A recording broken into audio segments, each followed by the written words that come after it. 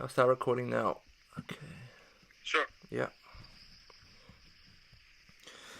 So 3, 2, 1. Can you still hear me, by the way? Hear me fine, right? I hear you. Yeah. Okay, cool. Okay. So, Patrick, welcome to the show. It's great to have you on. Now, before I talk about any tennis, you've recently celebrated your big 50th birthday. How would you sum up and look back on the last 50 years of your life? Well, first of all, thank you. I don't like to look back too much because I feel like when you start to look back, you kind of slow down or get happy with what you've done, and I think it's extremely important to look at the future all the time and have always new goals and work for them. So I try as much as I can not to look back, and I think I don't. Now, if you ask me to, I feel it's a good start. Yeah. I think it's a good start. I've done things that I didn't think I would ever do, and achieved things that I would have dreamt about achieving when I was a kid, and not even dare dreaming about it. But as far as you go, you want to go further, and you set up new goals, and you want to move forward in your life, and I think that's the right attitude to have. Even though it's not always easy to have that attitude, but I think it's the right one, and I think it's the mindset of the champions, and I try to be inspired by them. The champions never look back, and they whatever goal they achieve, they immediately focus on the next one. You've recently started your own tennis tournament, the UTS, the Ultimate Tennis Showdown. You said the reason you created this tournament is because you've identified some problems in modern-day tennis. Tell me what you think those problems are. Well, I think it's a tendency that doesn't apply only to tennis, but to all sports. All the sports formats have been created a long time ago, between 50 and 100 years ago. And at that time, people were living it differently from now. I think now, and especially those last 10 years, the way people consume videos and sports have dramatically changed. With the social medias, with Netflix, with the video games, the esports, really it has completely changed the way people consume videos and their habits. And I think the formats of sports, the way we know them, are in trouble because of that. Because those formats are, for most of them, for almost all of them, they're long. They're quite slow with a lot of downtime, and people are not used to that anymore, and they don't want that anymore. So, of course, all the sports have core fans who like it the way it is, and I'm one of those, actually. And those ones still are fans of their sport. But if you look a bit further, long-term, 10, 20, 30, 40 years in the future, I'm not sure that this is going to be still working, because the young generations don't consume videos like that. So the idea of UTS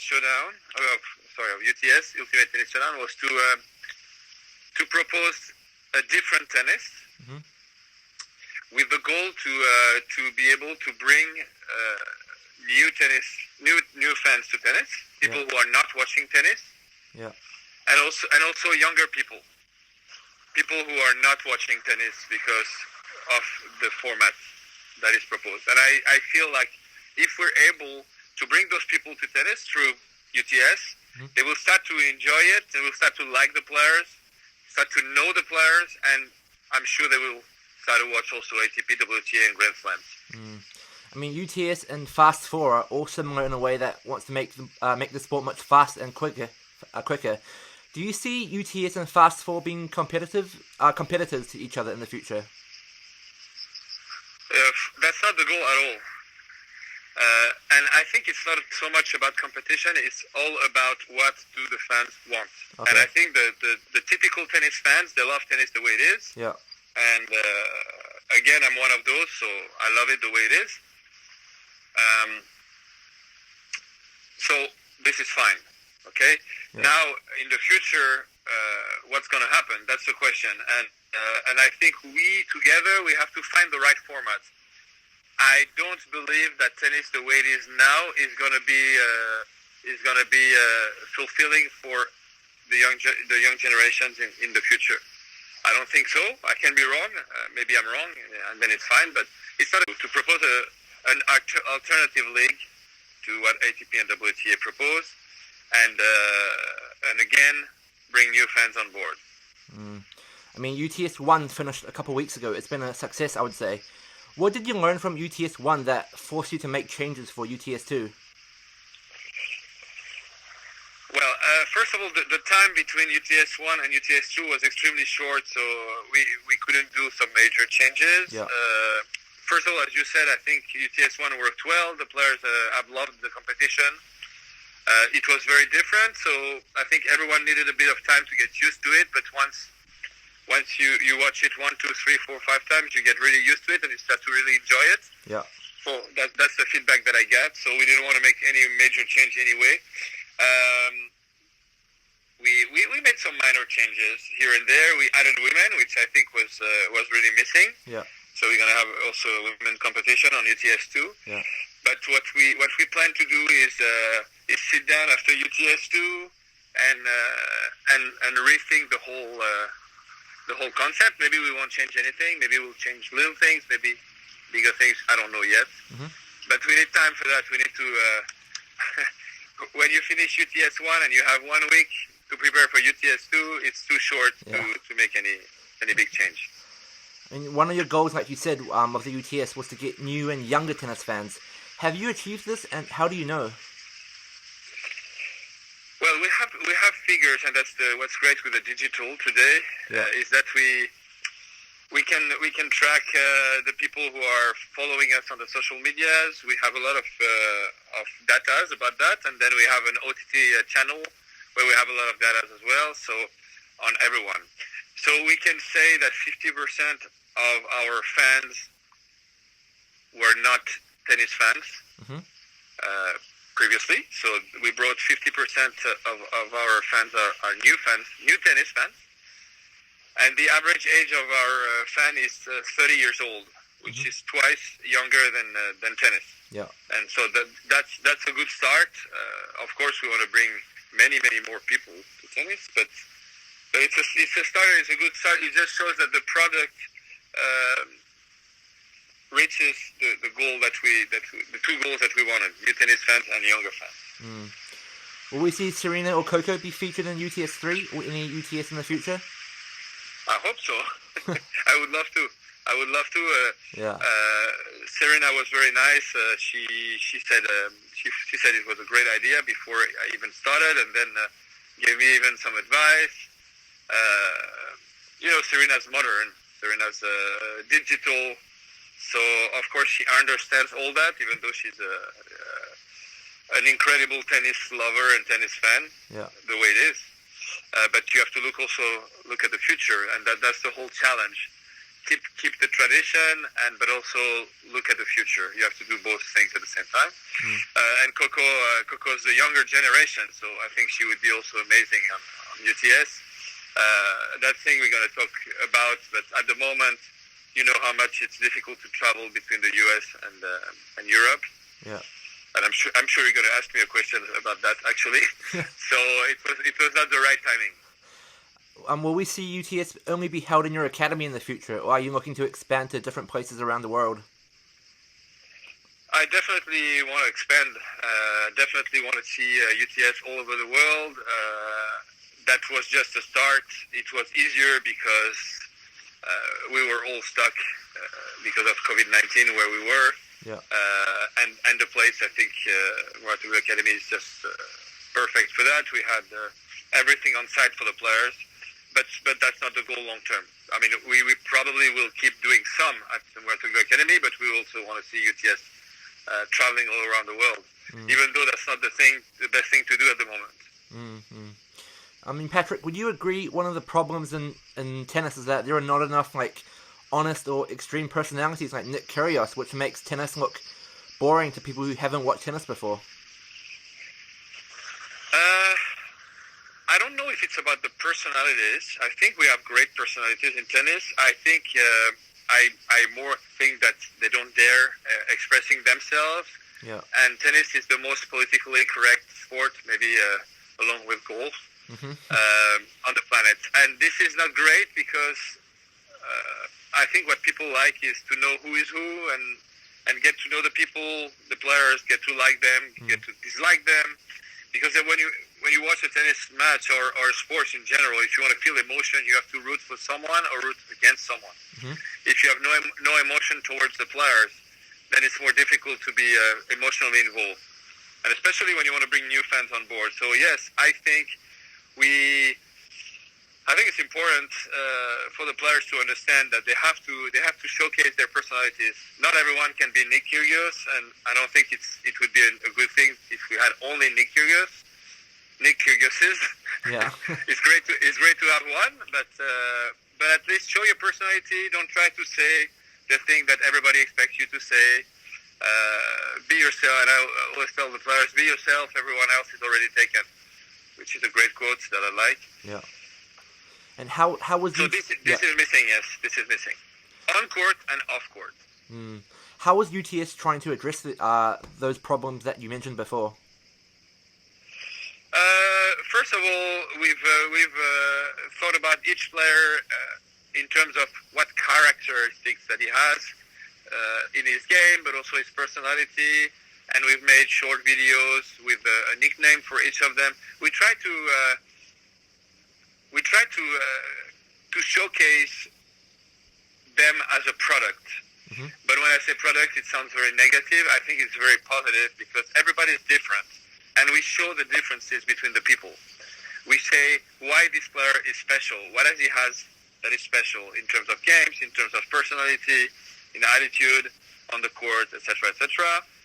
So that was the first thing we've done. And the second thing we've done is just to speak to them, explain to them that we were okay with whatever behavior they would have. I mean, of course, there are limits everywhere, but we have to set up limits, but the limits are further because we want them to show their personalities and share their emotions with the people who are watching. It's great to have people who are like Bjorn Borg, who was not showing anything, but it's also great to have a McEnroe who's showing everything. And between those two who are two extremes, there are a lot of different personalities in the middle, and people need to know who's who. And people also, I think, love when people share their emotions, and players shouldn't be scared about that. And they're a bit scared that maybe they will not get contracts or their sponsors will not be happy. I think it's the opposite. I think when you show who you are, people will like you much more, and some others will dislike you, but it's fine. You can't please everybody, and when you try to please everybody, at the end you please nobody. And tennis lacks authenticity, and a lot of things are pretty fake, and everybody's copying everyone. And this is not something that I think is helping our sport. I know a lot of people think the opposite. Think tennis has to be clean. It has to be the cleanest sport on the planet. Everybody has to behave perfectly. Everybody has to kiss each other after the match. But this is not the reality of what people think. So this is fake, and I think authenticity is what people definitely like, even though some want fakeness because it pleases them, to think that all the players are nice, all the players are perfect, all the players are loving each other. That's not the truth. And I don't want non-authenticity with people fighting against each other if they don't mean it. I don't like either when they try to make us think that they're perfect when they're not. I don't think it's interesting. Would you say one of the, because sometimes I'm a journalist, some of the players, do you think they give too many generic answers? Of course. And that's ruining the sport. They're scared to lose something when they speak to the press. I mean, press has a responsibility as well, because if you say one sentence that is not, that can be a headline, it will immediately be a headline even though the player doesn't want it. But everybody does his job. But the players are very scared today, and of course the surrounding of the players are making them be even more scared, and so they're calculating whatever they're saying, and that's what I say. That's what I mean also when I say lacks authenticity. I want to move on and talk about some of the amazing players you're coaching right now. With the U.S. Open only a few weeks to go, how is Serena's preparation for the U.S. Open, and do you have any concerns? No, I don't have concerns. I think the preparation for this U.S. Open is the weirdest in the history. Yeah. But I think all the players are in the same boat. They've been it's been challenging for everyone the same way. And I think Serena's done well. She's been practicing well. She has I'm not with her, but she has her hitting partner with her who's playing incredibly well. She's been working hard every day, so as much as it's possible, I think she'll be ready. All the players went through a difficult period of time when they didn't know if they would be competing in the future, even in 2020. Yeah. So to find the motivation in these special circumstances was extremely tough, I think, for everybody. But once the U.S. Open been confirmed, kind of, and the tournaments before, then I think everybody could give this extra effort that makes practice really even better. And Serena's in this case. Are you in touch with her? How often are you in touch with her right now? Say every week. Every week. I mean, this is a question you've been asked so many times, but I have to ask. You know, Serena's been so close, yet so far to capturing her 24th Grand Slam title. At this point, is it more of a mental obstacle or a physical obstacle that is holding her back? I don't like to answer the question about is it physical, is it mental, is it tennis, because I think everything works together. Okay. Players are a whole, and it's difficult to say that it's only that. It's never only one thing. I think things work together. I would think that at the start, the physical part played a very big role because after giving birth, it took her quite a lot of time to get back in her ultimate shape. Because it's a big trauma for a woman. I mean, physically speaking, to have a baby for a sports athlete, for a professional athlete. Sorry. And then when you face a much higher pressure, it affects your body and it affects the way your muscles respond. And if you're not in your ultimate shape, then you start to have troubles moving. And I think this played a big part in the result. And when you start to lose 1, 2, 3 times in the same situation, then of course a mental aspect comes in. So it's a global situation that we need to address. The positive thing about it is that she has reached 4 Grand Slam finals, which means that she's not far. Yeah. But the last step is always the most difficult one, and especially when you make one step for history. So this is the challenge now. I mean, personally, would you say coaching Serena for number 24 is the toughest task or biggest obstacle you faced in your coaching career?